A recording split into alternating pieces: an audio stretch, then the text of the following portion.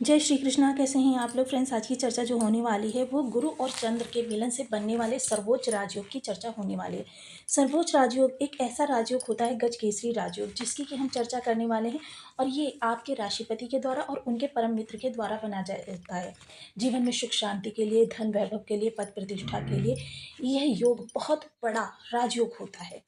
तो जिनके भी जीवन में विषम समस्याएं चल रही हैं, उनकी समस्याओं के निवारण के लिए एक बहुत ही सुंदर समय आने वाला है, जिसकी चर्चा हम इस वीडियो में करने वाले हैं। लेकिन हम उससे पहले चंद्रमा की चर्चा करेंगे। जैसा कि हम सभी लोग जानते हैं कि चंद्रमा जो होता है, जिस भाव में जाता है उस भाव को एक्टिव कर देता है, उस ग्रह को एक्टिव कर देता है, और जहाँ पर दृष्टि डालता है उसे एक्टिव कर देता है।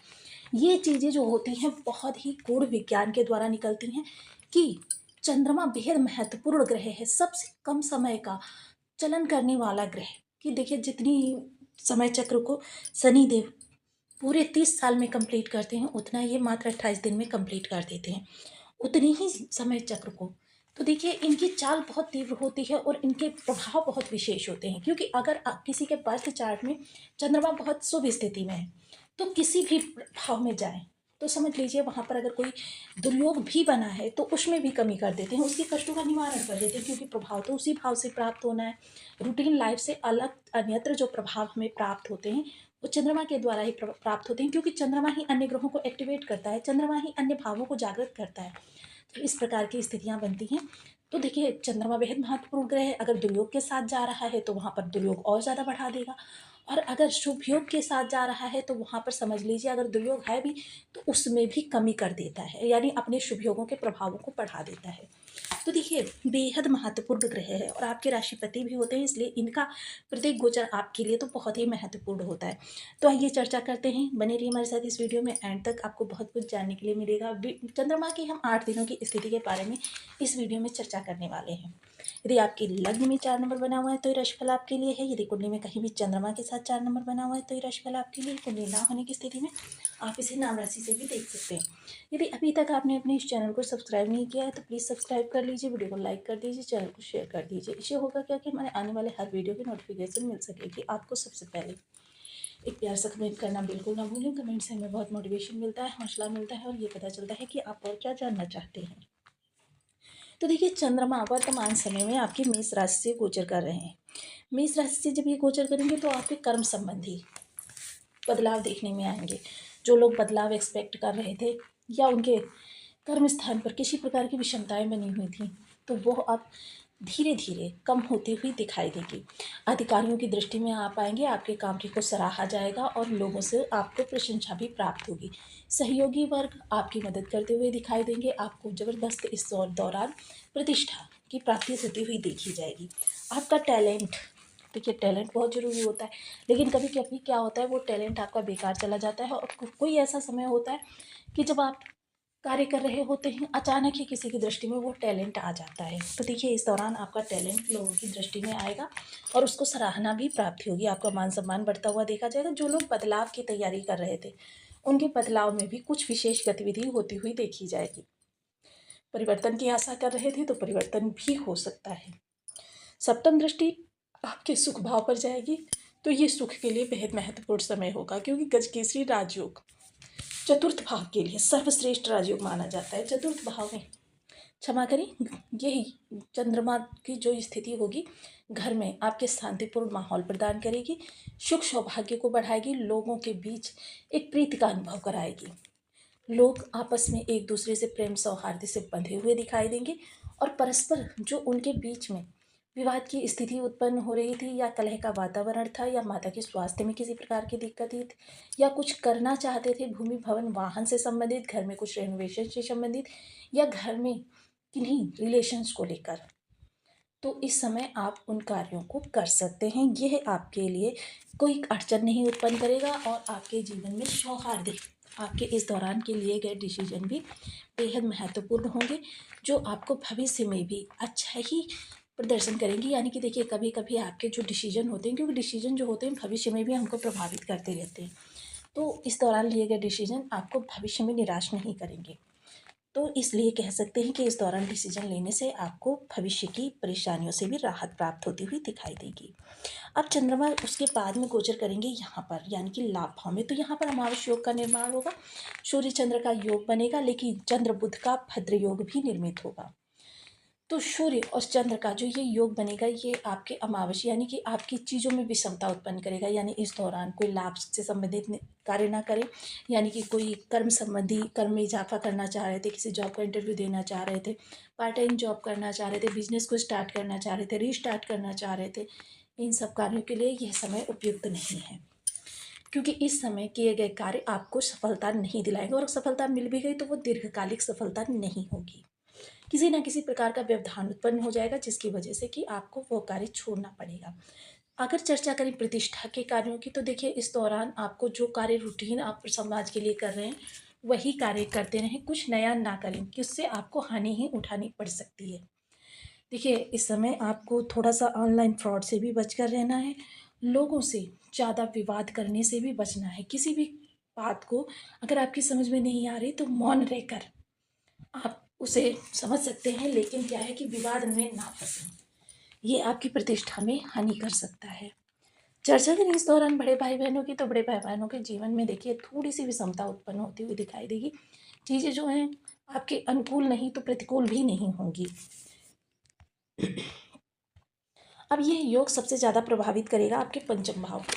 पंचम भाव में देखिए आपके मंगल देव की राशि बनी हुई है, और यहाँ से संतान के लिए देखा जा सकता है, तो संतान इस समय पर आपको थोड़ा सा विचलित कर सकती है, किसी प्रकार की समस्याओं को लेकर या फिर अपनी मांग मनवाने को लेकर। इस दौरान संतान आपसे तीर्थ के लिए जाने के लिए जिद करती हुई दिखाई देगी। वहीं प्रेम संबंध जो होंगे तो थोड़ा सा उसमें किसी कारणवश, देखिए ये किसी थर्ड पर्सन के आने से भी हो सकता है, किसी कारणवश थोड़ी सी परेशानियां देखी जा सकेंगी, हालांकि इनको समझदारी से, आप दोनों की ही समझदारी से संभालना होगा। चर्चा करें अगर उन लोगों की जो विद्यार्थी वर्ग है, तो विद्यार्थी वर्ग देखिए पूर्ण फोकस तो रहेंगे, लेकिन थोड़ा सा मन समय समय पर विचलित होता रहेगा। भविष्य को लेकर उधेड़-बुन चालू रहेगी, अपने पाठ्यक्रम को लेकर कई तरीके की समस्याएं फेस करनी पड़ सकती हैं। हालांकि ये समय काल जो है थोड़ा छोटा सा है, लेकिन जल्दी ही बीत जाएगा। इस दौरान किसी शेयर मार्केट से जुड़े हुए लोग इस दौरान किसी बड़े इन्वेस्टमेंट को करने से बचें। अब उसके बाद में 28 तारीख को चंद्रमा जो गोचर करेंगे वो करेंगे आपके द्वादश भाव से। द्वादश भाव में बनेगा ये गजकेसरी योग। द्वादश भाव में बनने वाला गजकेसरी योग सबसे पहले तो आपके व्यय को बढ़ाएगा। हालांकि व्यय जो होंगे वो आपके परिवार संबंधी कार्यों में होंगे, इन्वेस्टमेंट संबंधी कार्यों में होंगे, लोन ऋण वगैरह को चुकाने में हो सकते हैं इस दौरान, क्योंकि गुरु जो होते हैं वो आपके अनावश्यक खर्चों को रोकते हैं। तो इस दौरान अगर खर्चे बढ़ेंगे तो इन्वेस्टमेंट संबंधी खर्चे बढ़ सकते हैं, किसी फाइनेंशियल ऐसी चीज़ों को लेकर आप जिनमें कि आपको भविष्य की निधि के तौर पर संचित करना चाहते हो, ऐसे खर्चे आप कर सकते हैं। इस दौरान किसी जगह पर आपको प्रॉपर्टी में पैसा लगाना, दीर्घकालिक समय के लिए पैसा लगाना आपके लिए श्रेष्ठ कर रहेगा।